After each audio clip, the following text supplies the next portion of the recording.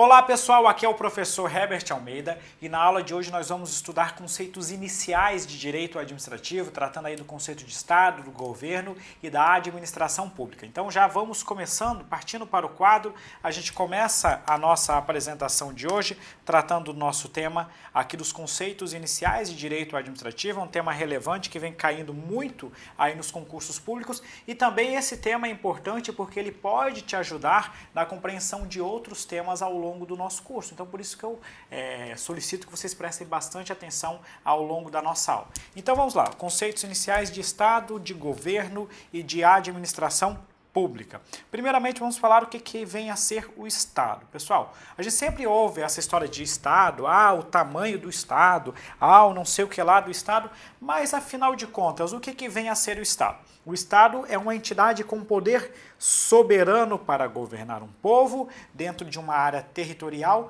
delimitada. Então, eu já vou guardando aqui as expressões que você tem que guardar para lembrar sobre o conceito de Estado, que o Estado é o quê? É um poder soberano para governar um povo dentro de um território delimitado. O Estado ele pode ser visto tanto no aspecto externo, e externamente o Estado apresenta-se nas relações internacionais com outros Estados soberanos. Pessoal, essa ideia aqui de soberania, ela remete muito a essa relação de ditar regras, de ditar costumes, sem, em tese, precisar prestar, não vou dizer prestar conta, sem se preocupar com ordens jurídicas alheias. É claro que hoje em dia, no mundo globalizado, existem tratados internacionais, convenções, que acabam influenciando o direito interno. Mas, basicamente, o Estado ele tem essa capacidade de governar, essa capacidade de ditar normas, essa capacidade de usar a força, de punir as pessoas. Então, esse poder soberano de determinado Estado constitui essa relação, tanto internacionalmente, representando o país, representando o povo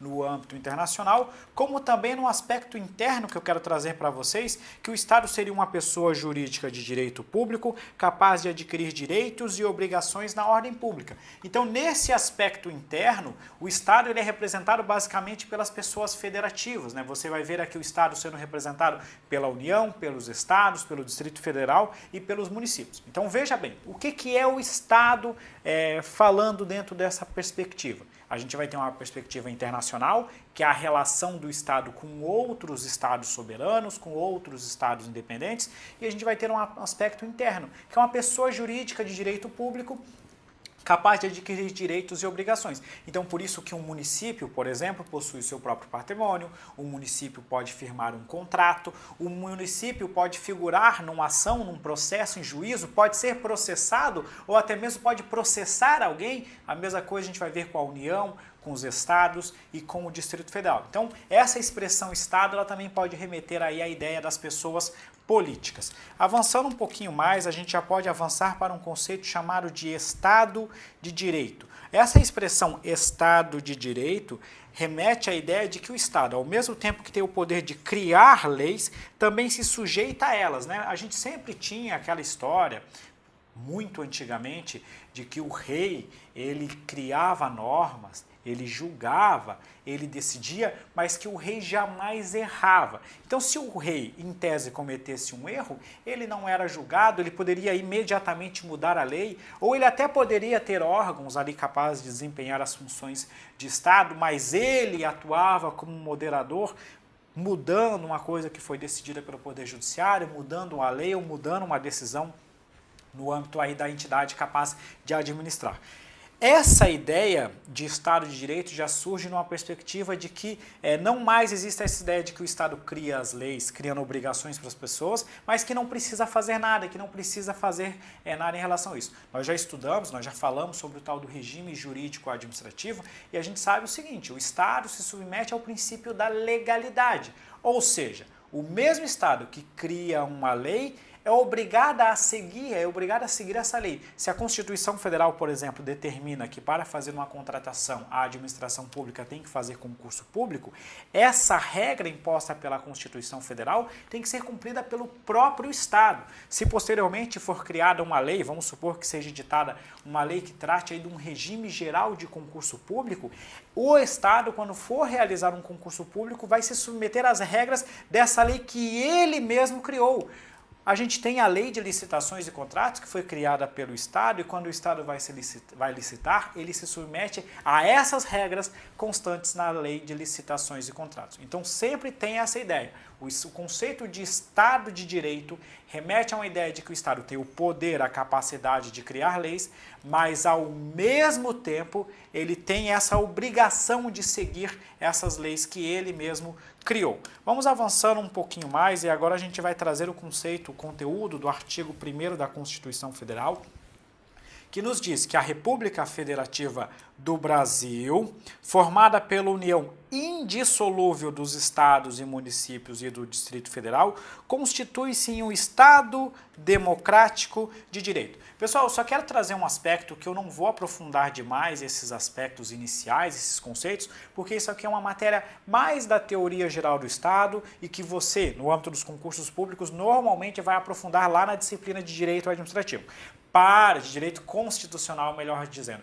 Para o direito administrativo, a gente vai ver esse assunto de forma mais superficial, necessária para responder as questões de direito administrativo e também para compreender os demais assuntos da nossa disciplina. Então, por isso que eu não vou aprofundar alguns aspectos constitucionais. Agora a gente vai falar um pouquinho sobre os elementos do Estado. Pessoal, os elementos do Estado basicamente são 3. É o povo, que é o componente humano, ou seja, as pessoas que residem nesse Estado. Nós temos também o território, que é a base física, e nós temos também o governo soberano, que é o elemento condutor, detentor da respectiva soberania. Então, quando a gente pensa aqui no Brasil, né, eu não sou muito bom de desenhar, ficou horrível isso aqui, vamos tentar refazer aqui. Quando a gente vê lá o Brasil, né, imagine que isso aqui seja o meu Brasil, que está horrível, mas a gente sabe que existe aqui um território, dentro desse território nós temos um povo, e dentro também desse território nós temos um governo soberano, que é aquele que é capaz de ditar regras, de ditar normas e gerir a atuação dentro desse Estado. Então veja, dentro dessa perspectiva nós temos o povo, o território e o governo soberano. Pessoal, é importante também que você saiba que esses elementos eles estão indissociáveis e indispensáveis. Não tem como eu falar em Estado se eu não falar em povo, em território e em governo soberano. Lembra aquele próprio conceito que eu li logo no começo da aula? Volte lá e veja que ele tem lá esses 3 elementos: o povo, o território e o governo soberano.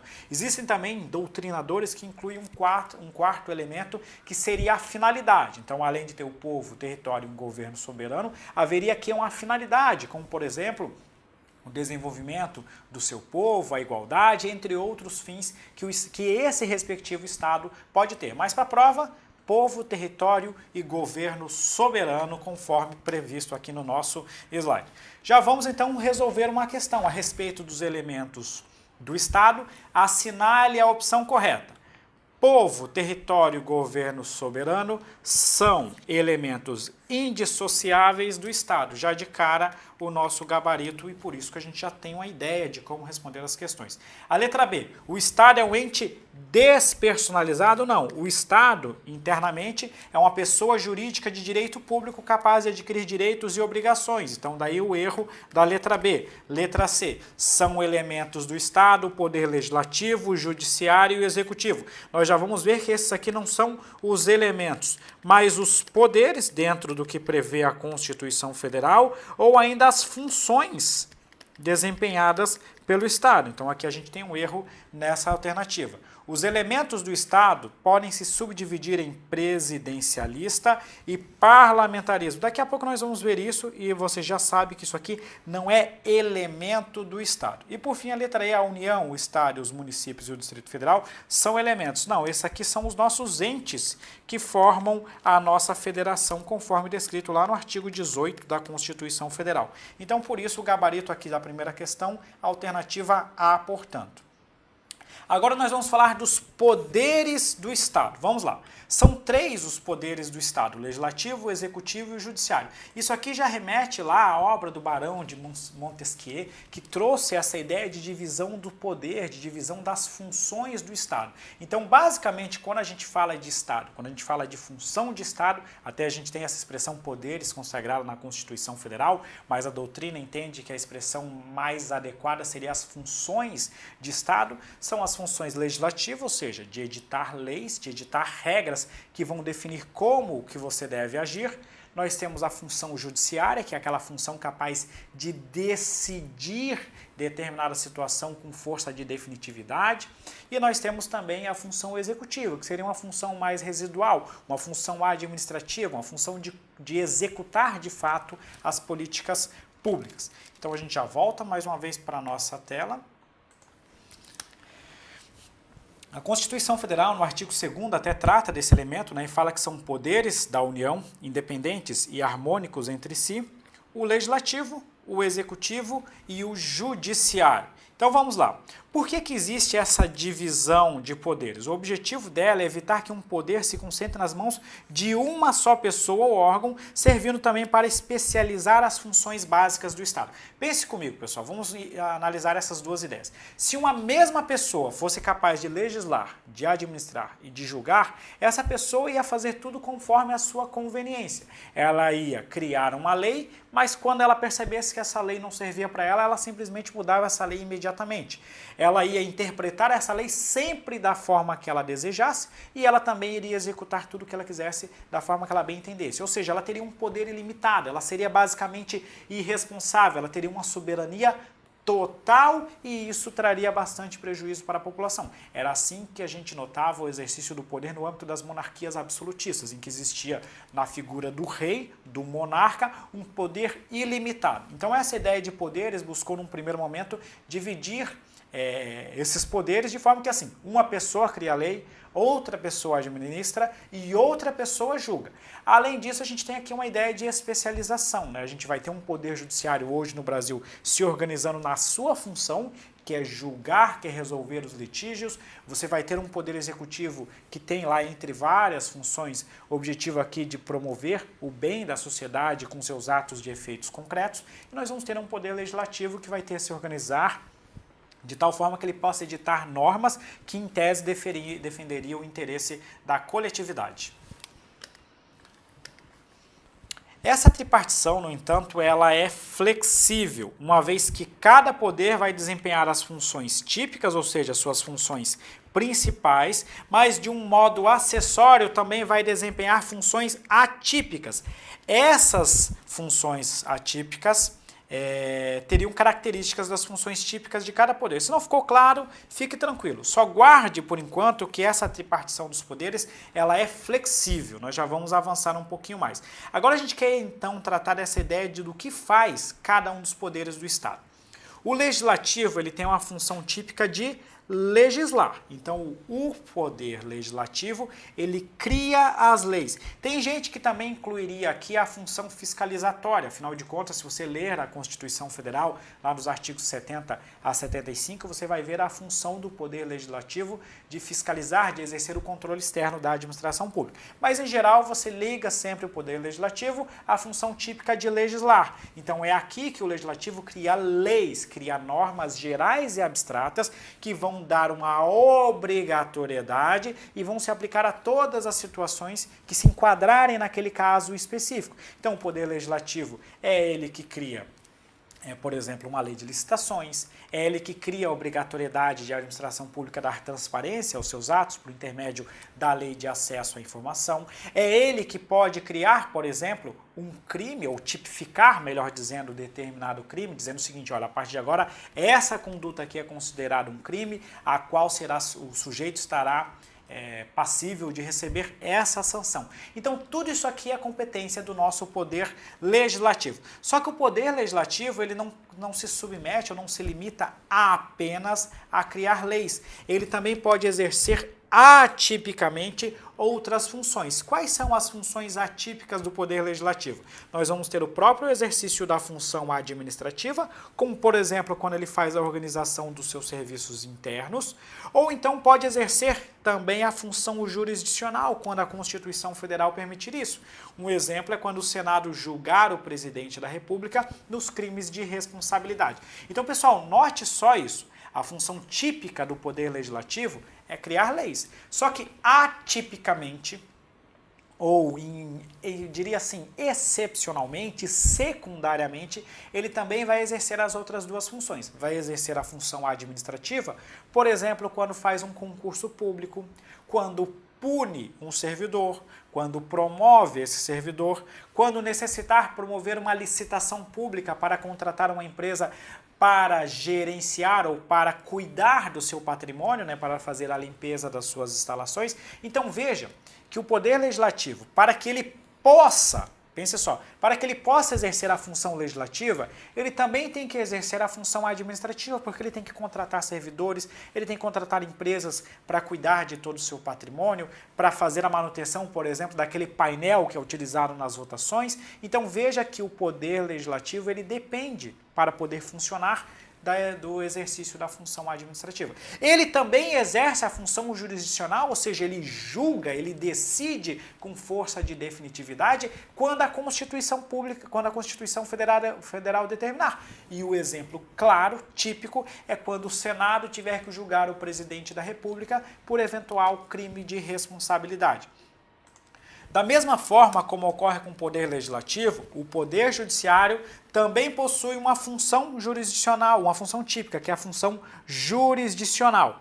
Então, com isso, ele vai decidir como que vai ser a aplicação da lei para a solução de conflitos. Uma pessoa diz que é uma coisa, a outra diz que é outra, elas não entram em consenso, vão lá e entram com ação no Poder Judiciário. Quem é que vai decidir, vai bater um martelo daquela situação? É o Poder Judiciário. A sua função jurisdicional consiste, então, em definir, decidir, resolver conflitos com força de definitividade. No momento em que transitar em julgado essa decisão judicial, as partes não mais poderão discutir o mérito dessa situação.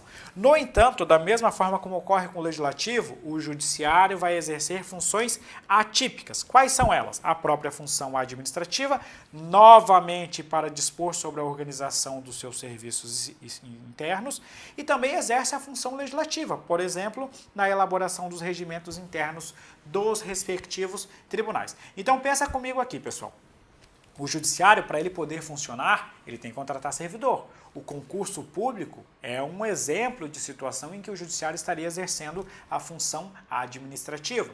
Ele vai gerir o seu pessoal, promovendo, punindo, fiscalizando. Então aqui a gente também tem o exercício da função administrativa.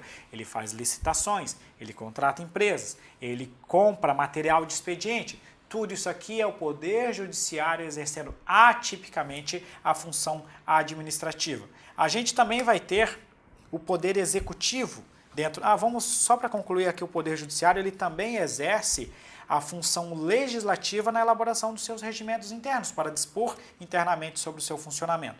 Agora chegamos ao Poder Executivo. O Poder Executivo ele exerce tipicamente a função administrativa, com isso ele vai aplicar a lei para promover de uma maneira imediata e concreta o interesse público. Então, quando a gente estudar ou quando a gente ver lá o conceito de ato administrativo, nós vamos ver que o ato administrativo ele é muito ligado a essa ideia de efeitos concretos, efeitos imediatos. Você vai lá ver o poder executivo desapropriando determinado imóvel para que naquela região possa construir um parque, um terminal de ônibus, passar uma rodovia. Você vai ver o poder executivo exercendo o poder de polícia, fiscalizando estabelecimentos comerciais, emitindo alvarás de funcionamento ou fechando, determinando o fechamento daqueles estabelecimentos que não atendam aos requisitos aí de higiene, por exemplo. Então tudo isso aqui é a ação do Poder Executivo exercendo a sua função típica, qual seja a função administrativa.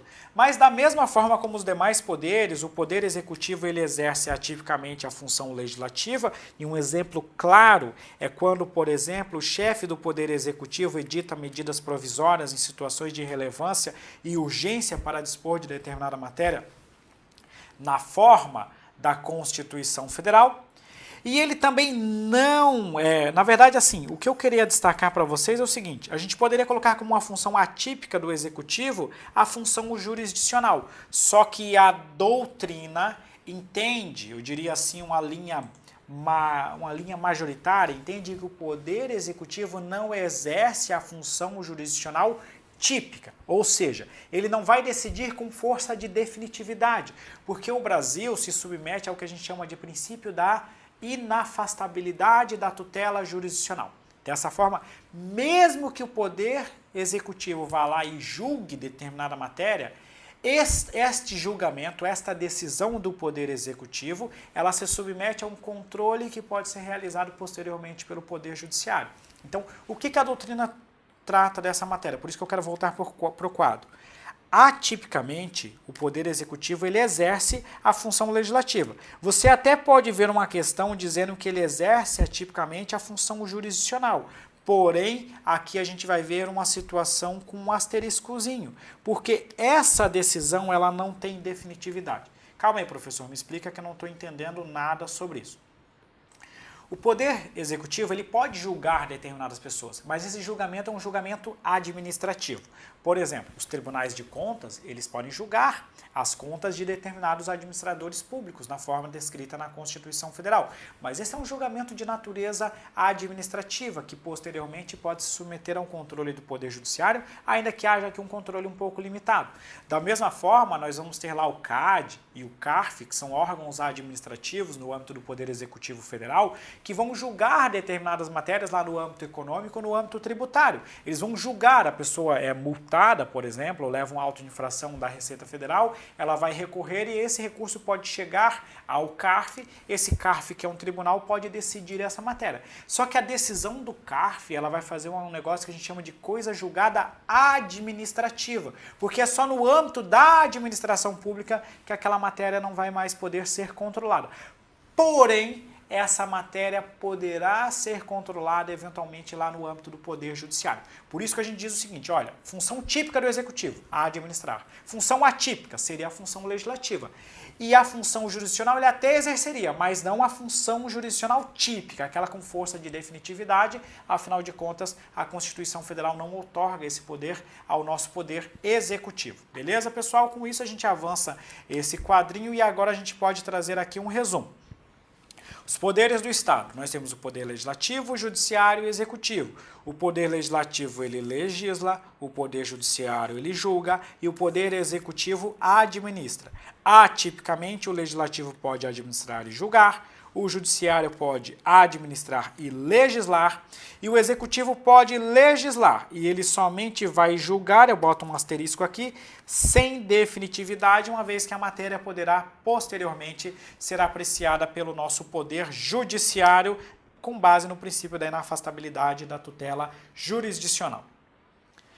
Os poderes de Estado, e conforme a gente acabou de comentar, eles não têm a exclusividade do exercício de suas funções típicas, mas sim a preponderância. Basta a gente analisar, conforme a gente já comentou agora há pouco, que o Poder Executivo, por exemplo, que detém a função típica administrativa, ele não exerce essa função sozinho, porque o Poder Judiciário e o Poder Legislativo poderão atipicamente e de forma limitada, logicamente, exercer também essa função.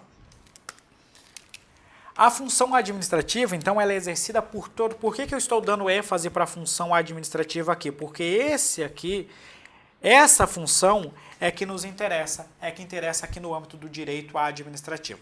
Ela é exercida por todos os poderes e não apenas pelo Poder Executivo. Pessoal, eu só quero voltar um pouquinho, isso aqui eu volto a reforçar, que provavelmente você vai ver de forma mais aprofundada lá no direito constitucional.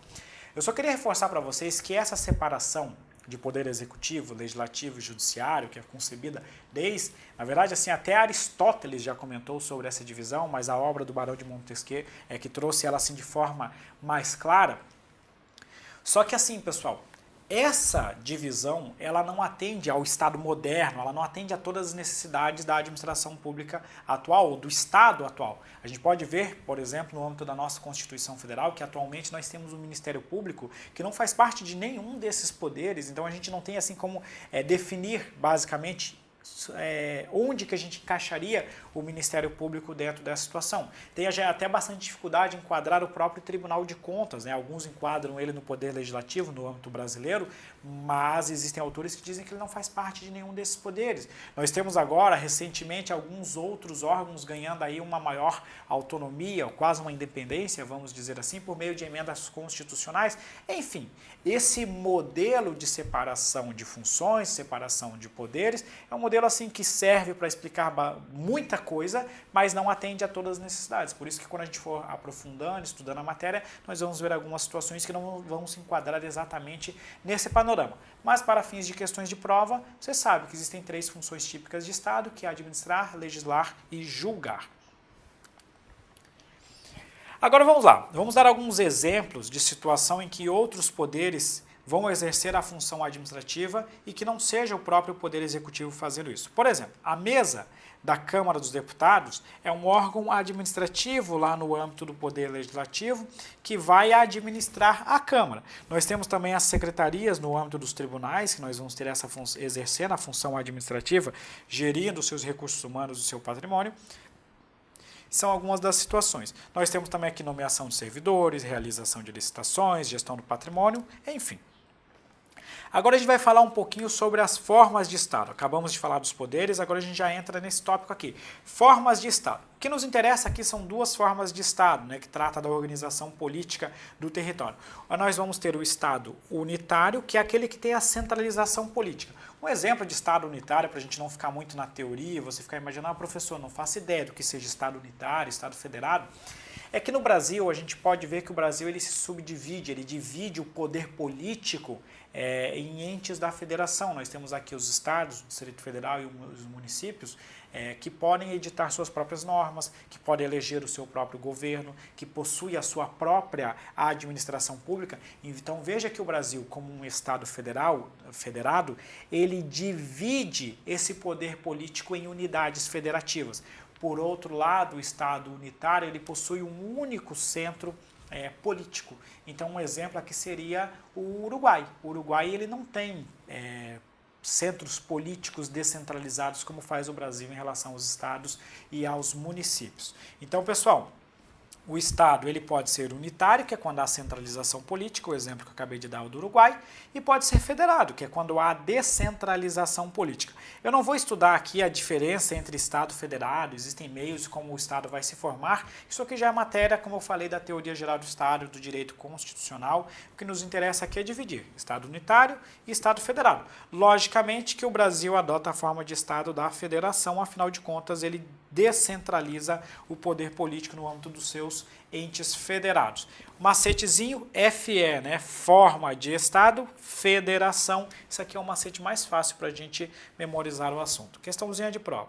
A divisão de poderes no Estado, segundo a clássica teoria de Montesquieu, é adotada pelo ordenamento jurídico brasileiro com divisão absoluta das funções. É claro que não, a gente acabou de comentar que não há uma divisão absoluta das funções, uma vez que todos os poderes exercem tipicamente determinada função e atipicamente eles vão exercer outras funções.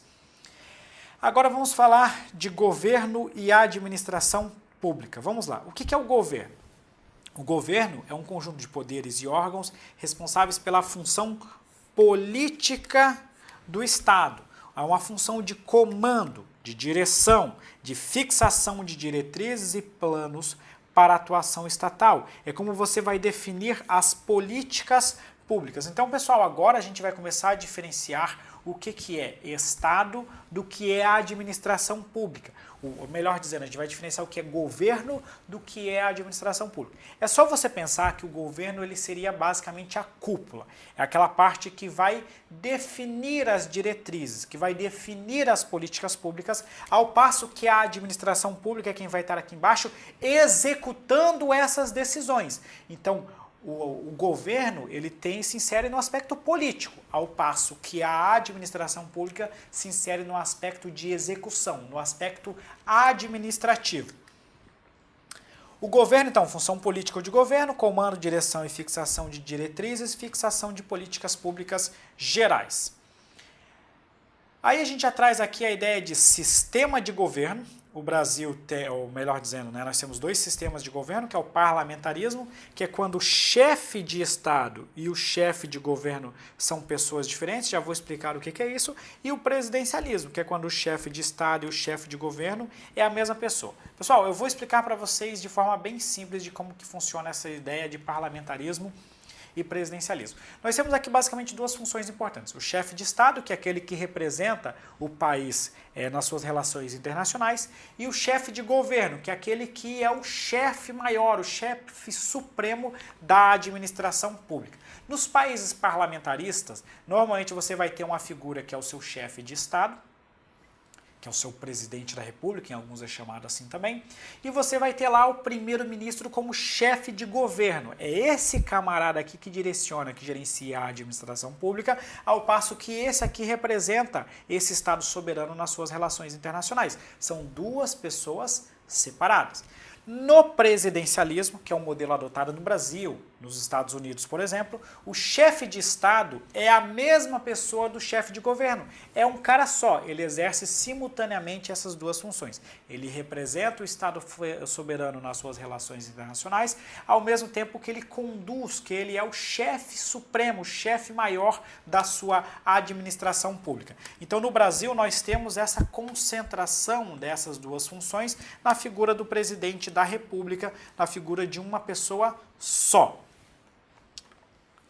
Já as formas de governo, nós vamos ter a monarquia e a república. Na monarquia, você vai ter aqui algumas características, como a hereditariedade, a vitalicidade, a irresponsabilidade do governante. Isso aqui era mais típico daquelas monarquias absolutistas, né, em que o poder do rei passava de uma pessoa para outra, ou do pai para o filho, e assim sucessivamente.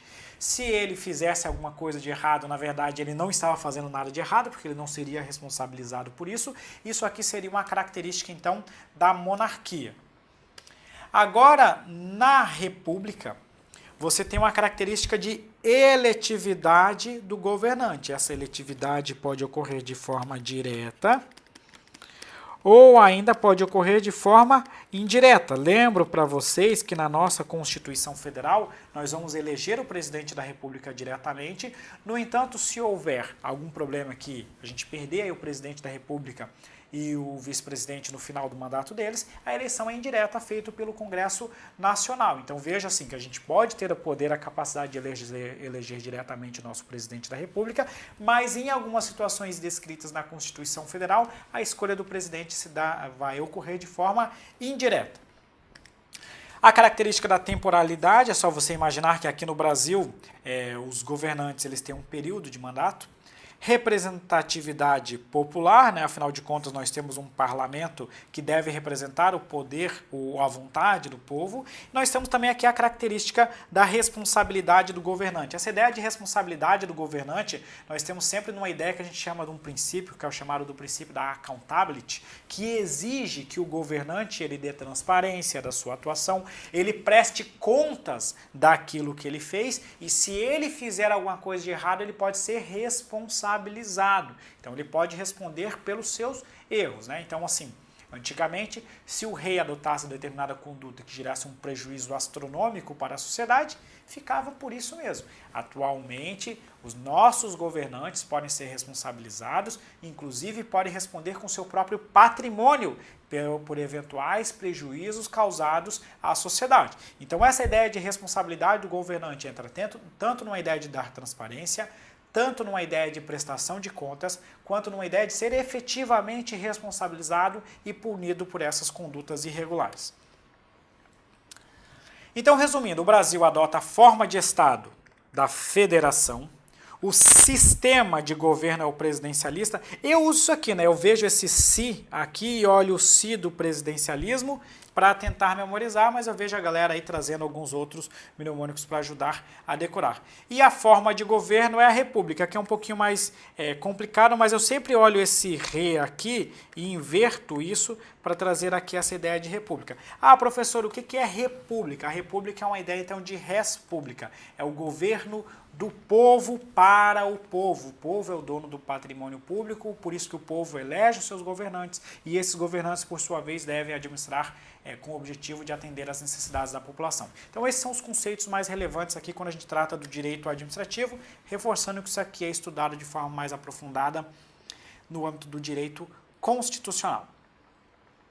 Questãozinha de prova. Quanto à forma, o Estado brasileiro é classificado como? Lembrando, né? Forma de Estado. Forma de Estado é a federação. Então, a forma de Estado brasileiro é a forma federativa. Então, vamos lá. Estado democrático? Não, não é isso. Estado democrático embasado no princípio da igualdade, isso aqui não é forma de Estado. A democracia é uma característica aí da forma de eleição, como que você vai escolher os seus governantes, por isso que o Brasil é um Estado democrático. A forma republicana, isso também não é forma de Estado. Republicano novamente não é forma de Estado. Estado democrático de direito, isso aqui vai estar lá na Constituição Federal, né? Afinal de contas o Brasil é um Estado democrático de direito, mas isso não é a forma de Estado. Lembrando, né? Forma de Estado é o federativo. E aí ele coloca aqui, sujeito ao princípio da indissolubilidade. Da onde é que ele tira isso? Veja só o que diz o artigo 1º da Constituição Federal. A República Federativa do Brasil, formada pela união indissolúvel dos estados e municípios e do Distrito Federal, constitui-se em Estado democrático de direito. A ideia é que você não tenha aqui o que a gente chama de direito de secessão, né? Eles não podem, os estados que desejarem se separar. A gente até viu esses movimentos aí de o Sul é meu país, o isso, o aquilo, mas isso não tem nenhuma legitimidade no âmbito constitucional, porque a Constituição Federal não permite que se faça essa separação. Então, por isso que o Estado brasileiro, a República Federativa do Brasil, submete-se ao princípio da indissolubilidade, em virtude de que você não pode se separar, você não tem o direito de secessão entre os Estados membros. Então, questão 4. A elegibilidade dos representantes, ou seja, as autoridades são investidas no poder pela eleição, que poderá ser direta ou indireta, a temporariedade do mandato, a responsabilidade dos governantes, os quais têm o dever de prestar contas de seus atos, e trata-se da mais antiga forma de governo ainda em vigor. Aí a gente tem um quadro aqui que vai fazer a comparação entre a república e a monarquia. A república é caracterizada pela eletividade. Então, lembrando que essa eletividade pode ser de forma direta ou ainda pode ser feita de forma indireta. Lembrando que a própria Constituição Federal nos dá um exemplo de eleição indireta, que é o caso do presidente, quando vagar o cargo do presidente da República e do vice no final do mandato deles. A temporalidade no exercício do poder, afinal de contas nós temos um mandato com duração fixa. A representatividade popular, afinal de contas a sociedade pode eleger os seus representantes. E a responsabilidade do governante, marcado pelo seu dever de prestar contas, pelo dever de transparência e pela possibilidade de ser punido pelos seus atos. Na monarquia, nós vamos ter a hereditariedade. O rei vai passar o poder para o seu filho. A vitalicidade, uma vez que o rei, o monarca, vai ficar no poder enquanto ainda estiver vivo. A inexistência de representação popular, uma vez que na monarquia, em regra, no sistema monárquico clássico,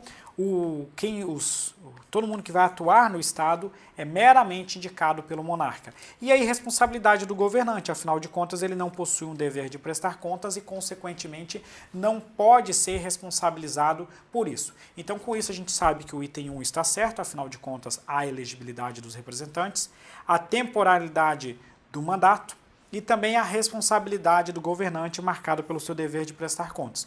O item 4 está incorreto, uma vez que a monarquia é muito mais antiga do que a forma republicana de governo. Lembre, basta a gente lembrar, né, que sempre a gente tinha aí as grandes monarquias, os reis, e que tinham aquele poder ilimitado. Isso é muito mais antigo do que a forma de governo republicana que a gente tem atualmente. Então, com isso, o item 4, o gabarito é a alternativa C, uma vez que o item 1, 2 e 3 está correto. Agora vamos tratar do conceito de administração pública. A administração pública, ela pode ser analisada num sentido estrito e também num sentido amplo. Em sentido estrito, a administração pública é todo o aparelhamento estatal voltado à execução das políticas públicas. Então, nesse conceito mais estrito, nós estamos ligados aqui à própria execução.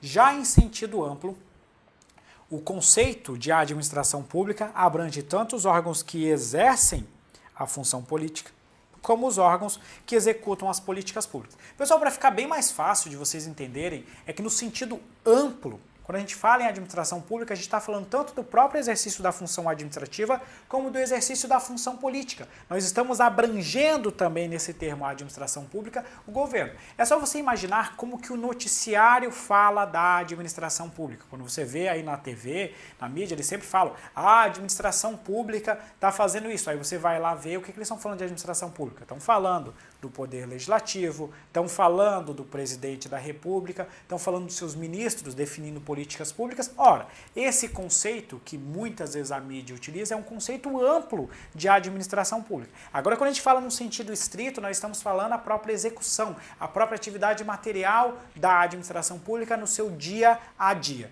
Então, sempre lembre-se, no sentido estrito, é apenas a execução das próprias políticas públicas. Num sentido amplo, nós vamos ter tanto o exercício da função política, como também o exercício da própria função administrativa.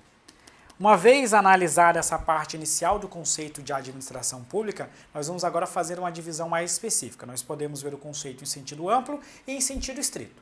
Em sentido amplo e subjetivamente falando, nós vamos querer saber quem exerce a atividade da administração pública. Quem? São os órgãos governamentais supremos e os próprios órgãos administrativos. Ainda falando do sentido amplo, se a gente for considerar objetivamente, a gente quer saber o que é realizado. Então aqui a gente está falando do exercício da função política ou de governo e da própria função administrativa. Pessoal, agora a gente incrementou mais um aspecto. Antes eu só estava falando de sentido amplo e sentido estrito. Agora eu quero falar em sentido subjetivo e em sentido objetivo. Subjetivo remete ao sujeito. Quem? Quais são as pessoas que fazem isso? Aqui eu estou falando de órgãos governamentais, aqueles órgãos supremos, aqueles órgãos de nível mais elevado, e os próprios órgãos administrativos, aqueles que vão exercer as políticas públicas, como aqui uma atuação da polícia, uma atuação de um órgão que emite alvarás, licenciamentos, etc., e os próprios agentes públicos. Esse é o sentido amplo. É quem? São as pessoas, agentes, órgãos, entidades que exercem função política e função administrativa, porque eu estou falando do conceito amplo. Agora, quando eu quero considerar o sentido objetivo, eu quero saber o que é feito, qual atividade que é desempenhada. Aí eu estou falando tanto de função política como de função administrativa. Agora, tratando do conceito estrito de administração pública. Num sentido subjetivo, eu quero saber quem está atuando, mas agora estou falando estritamente. Agora estou me limitando aos órgãos administrativos, estou me limitando aos órgãos públicos, aos agentes públicos e às pessoas jurídicas que integram a administração pública, incluindo aqui as autarquias, as fundações públicas, etc. e tal. Num sentido objetivo, eu volto à atividade, ao que é feito. Aqui eu estou falando daquelas pessoas que exercem a função administrativa. Veja que aqui embaixo eu eliminei o aspecto político, o aspecto governamental do conceito. Aqui eu estou me limitando ao aspecto administrativo. E quando eu falo de função administrativa num sentido material, eu estou falando da atividade de polícia administrativa, do exercício dos serviços públicos, da atividade de fomento e da atividade de intervenção, que daqui a pouco nós vamos tratar dos conceitos dessas atividades. Então, pessoal, esse quadro é fundamental para as provas, para você entender que o conceito de administração pública pode ser visto no sentido amplo como no sentido estrito. No sentido amplo, nós estamos falando tanto de função de governo como de função administrativa. No sentido estrito, estou falando apenas de função administrativa. Aí, se eu considero o conceito subjetivo, eu quero saber os sujeitos. São tanto os órgãos governamentais como os órgãos administrativos. Se estou falando em sentido estrito, no sentido subjetivo, apenas órgãos administrativos, ou apenas, essa expressão órgãos administrativos aqui, eu estou me referindo aos órgãos públicos propriamente ditos, aos agentes estatais, aos agentes públicos e às pessoas jurídicas que exercem a função administrativa. Tá beleza?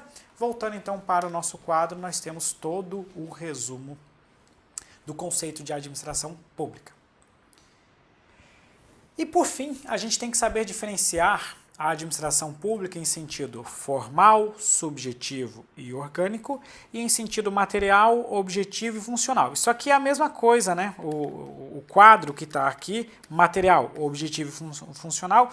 Material é a mesma coisa que objetivo, que é a mesma coisa que funcional. O material aqui eu quero saber da atividade desempenhada. Ao passo que no sentido formal, subjetivo e orgânico, isso aqui é a mesma coisa. Formal é a mesma coisa que subjetivo, que é a mesma coisa que orgânico. Eu quero saber as pessoas, os sujeitos que estão exercendo a função administrativa. Então, se a questão questionar qual o conjunto de órgãos e entidades e pessoas que exercem a função administrativa, ela está querendo saber do sentido formal, do sentido subjetivo, do sentido orgânico. Agora, se a questão perguntar qual o conceito, aquele que remete à atividade desempenhada, atividade concreta, atividade que é feita pela administração pública, a própria função administrativa, aí eu estou falando do conceito material, do conceito objetivo, do conceito funcional. Muita gente tenta tratar aqui em alguns mnemônicos que eu acho que eles são bem falhos para vocês tentarem memorizar o conteúdo. O que eu penso é sempre o seguinte, a expressão subjetivo remete a sujeito, então já é uma forma de você saber.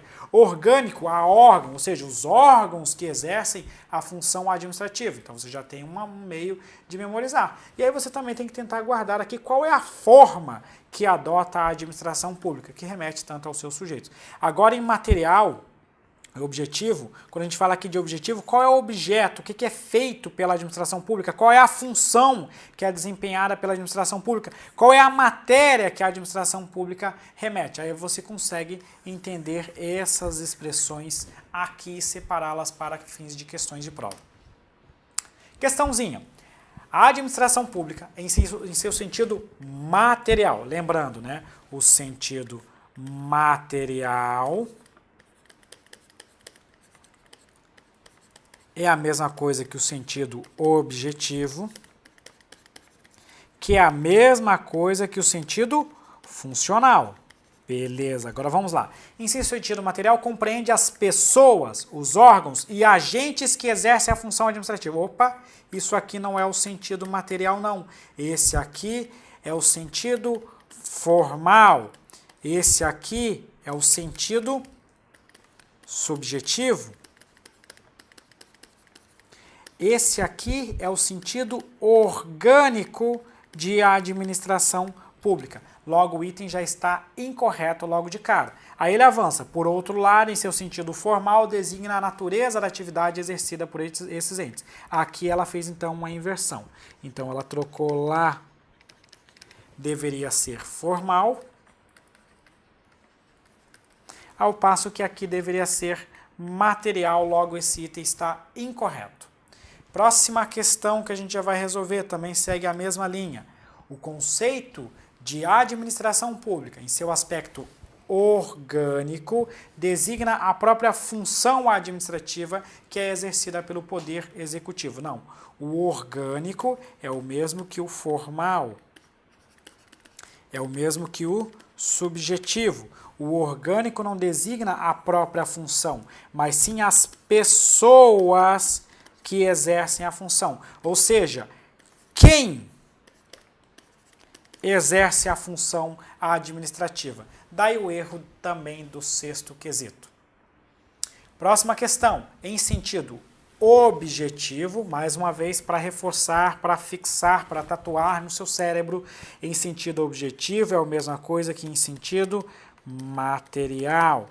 Em sentido objetivo, a gente está tratando da própria atividade, da própria função que é desempenhada dentro da administração pública. Em sentido objetivo, a administração pública se identifica como as pessoas e órgãos e agentes. Não, isso aqui não é o objetivo, a questão está tratando aqui do sentido formal, do sentido subjetivo, do sentido orgânico de administração pública e logo já de cara o item está incorreto. E aí ela continua, né, em sentido subjetivo com a natureza da função administrativa desempenhada. Ela fez a inversão, aqui o correto seria objetivo, mais uma questãozinha do CESP fazendo a troca desses conceitos, logo o item está errado.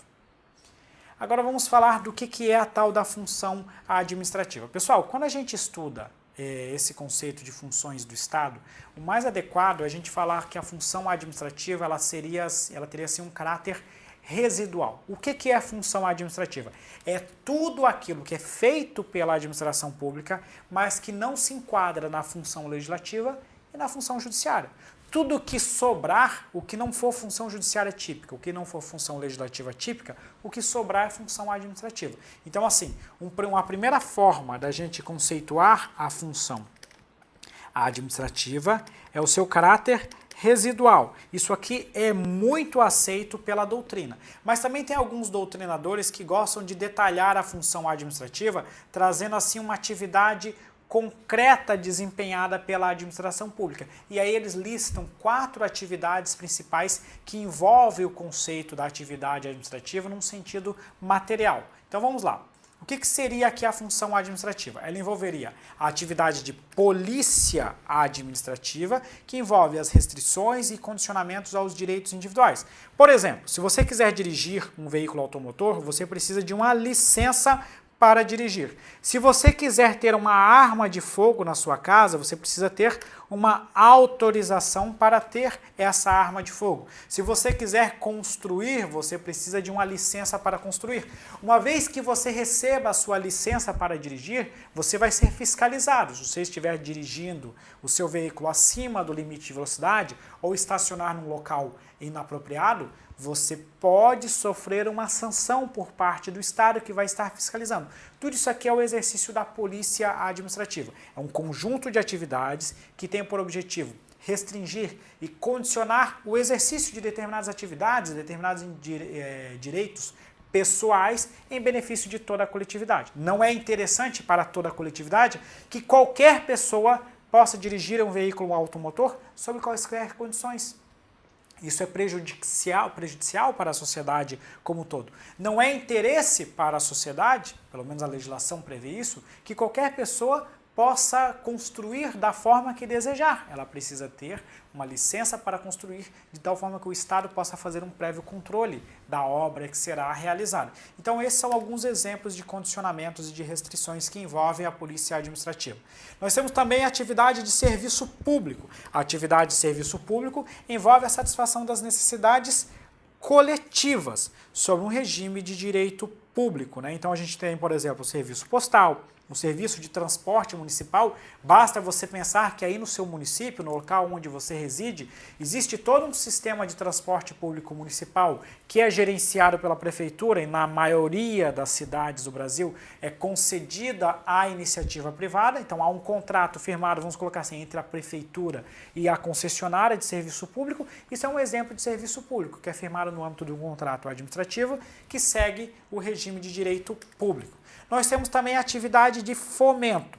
A atividade de fomento é aquela atividade por meio da qual o Estado incentiva a iniciativa privada em determinadas atividades de interesse da coletividade, por intermédio de incentivos fiscais, de juros menores, né, juros subsidiários. O objetivo aqui do Estado é que o Estado não é onipresente, ele não tem como estar em todas as situações. Então, em determinadas condições, é mais interessante para o Estado facilitar, incentivar que essa atividade seja prestada pela iniciativa privada, por intermédio aí de condições mais facilitadas. E por fim nós temos a atividade de intervenção. Aqui a gente pode ter a própria atividade de intervenção na atividade econômica, que pode se dar de forma indireta ou direta. A gente pode ter aqui, por exemplo, o Estado atuando na regulação de determinada área econômica por intermédio das agências reguladoras, ou a gente pode ter o Estado atuando diretamente em determinada atividade privada por intermédio das suas empresas públicas ou sociedades de economia mista. Tem gente que contesta, né, a inclusão dessa atividade dentro do conceito de função administrativa, mas eu estou colocando aqui basicamente o que a doutrina majoritária defende. E também a intervenção do Estado na propriedade privada, por meio de desapropriação, tombamento, servidão administrativa, que são meios pelos quais o Estado chega lá em determinada propriedade e fala: ó, meu filho, eu sei que essa Esse terreno aqui é todo seu, mas estou desapropriando esse terreno para que eu possa construir uma rodovia aqui que é de interesse de toda a coletividade. Em resumo, a função administrativa materialmente considerada envolve a polícia administrativa, o serviço público, a atividade de fomento e a atividade de intervenção na atividade econômica ou na propriedade privada. Questãozinha. O exercício do poder de polícia reflete o sentido objetivo da administração pública, o qual se refere à própria atividade administrativa exercida pelo Estado. Então veja só que ele está nos trazendo um exemplo aqui. O poder de polícia é o sentido objetivo da administração pública, o qual se refere à própria atividade administrativa exercida pelo Estado. Perfeito, o item está correto, tratando de uma das atividades que se insere no conceito da função administrativa e que remete ao nosso conceito objetivo, ao nosso conceito material, ao nosso conceito funcional de administração pública. É isso, pessoal. Muito obrigado. Fechamos a nossa aula de hoje e até a próxima.